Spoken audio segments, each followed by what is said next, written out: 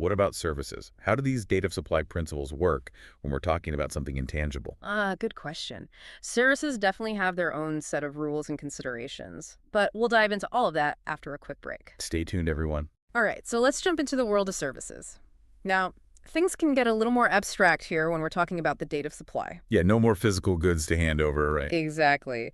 But the UAE VAT law still has a clear set of rules for us. Okay, good. I was getting worried there for a second. Don't worry, the earliest of principle still applies. Okay, that's familiar. But instead of focusing on things like when goods are delivered, we're looking at when the service is actually completed, when the tax invoice is issued, or when the payment is received.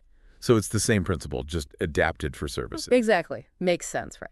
It does. So let's say I'm a consultant and I finally finished this huge project for a client on, let's say, January 15th. I send the invoice on the 20th, and they pay me super efficiently on the 22nd.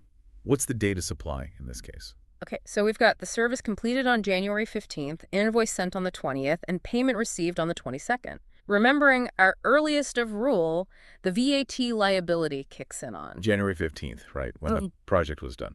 You got it. Even though the invoice and payment came later, that completion date is what matters.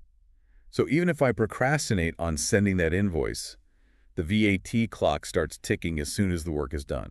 That's right. Important to remember that. Noted. I'll definitely be more on top of things from now on.